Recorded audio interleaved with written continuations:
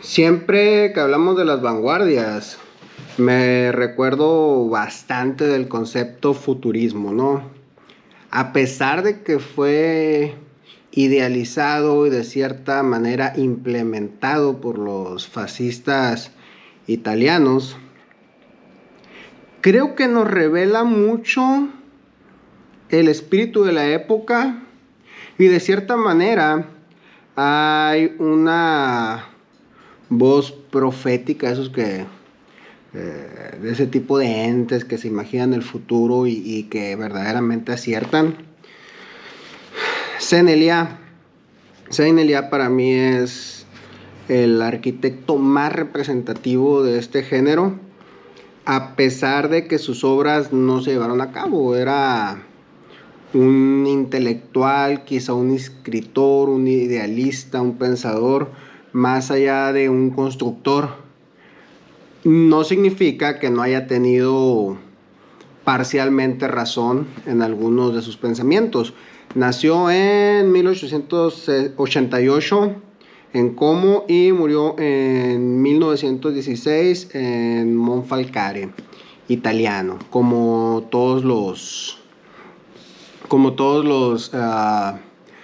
la mayoría de los futuristas.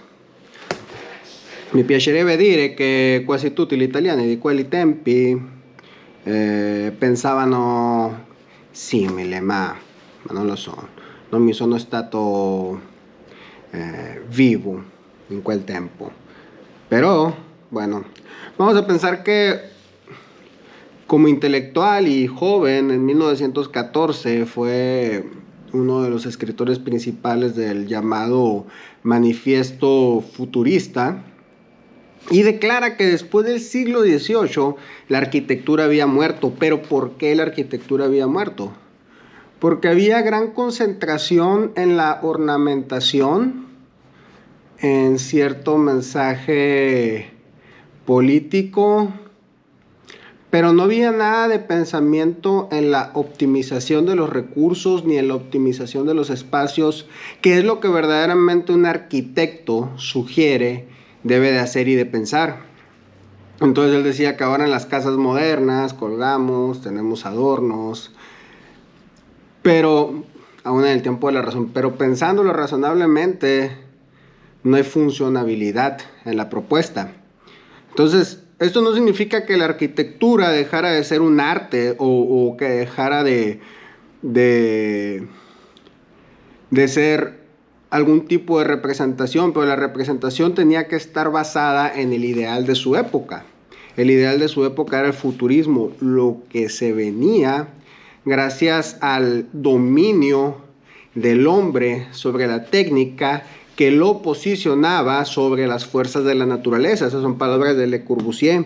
Entonces es un pensamiento que va abriendo grandes horizontes, que va abriendo grandes utopías, que va abriendo grandes promesas en ese tiempo, y que al final, pues como todos esos movimientos prometedores en la historia de la humanidad, lamentablemente, pues o simple y sencillamente eran un movimiento, un ideal de un pensador, y el que los llevó a cabo los altera, los cambia, o pues simple y sencillamente no funcionan. En este caso ninguno de sus proyectos se llevó a cabo per se, pero la Città Nuova, que es como la precursora del urbanismo moderno, de las ciudades satélites, se inspiraba más o menos en el Nueva York de aquella época, que estaba creciendo bastante horizontalmente, y daba un paso más allá del urbanismo convencional, ¿no? Sí, obviamente se pensaba en las distribuciones de agua, ya se pensaba algo en la electricidad, se pensaba bastante en el funcionamiento de las máquinas, pero que todos los edificios y las avenidas tuvieran la función de poner las máquinas al servicio del hombre, y que las estructuras, al ser la base o la parte fundamental de la arquitectura, quedaran descubiertas para la observación de los habitantes. Bueno,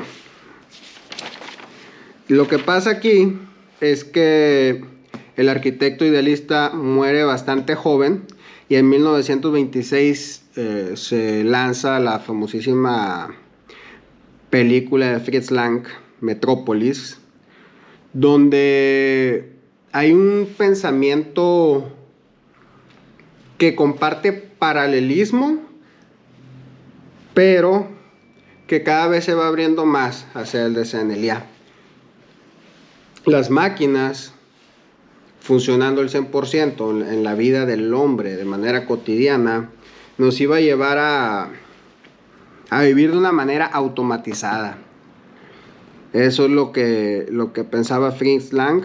Él decía que tenía que haber un pacto entre las distintas clases sociales, con una revolución pseudo socialista, una liberación de los oprimidos de las capas de abajo, de aquellos que en el infierno de su vida construyen y fundamentan el paraíso de los ricos, mientras que Saint Elia pues decía que esos sacrificios son necesarios, ¿no? Cada dios ha necesitado ser alimentado con la sangre de los hombres o de las cosas más queridas. En este caso, yo creo que tanto Saint Elia como Lang tuvieron razón en esas visiones hacia el futuro, porque el hombre ya superó gran parte de esas máquinas que estaban idealizadas, pero ahora somos dependientes de ellos.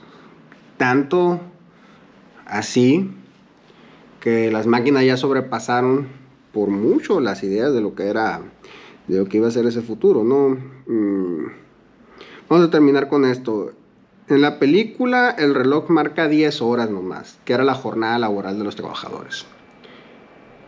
10 horas para el cambio de turno y 10 horas que representaban la vida entera del proletariado.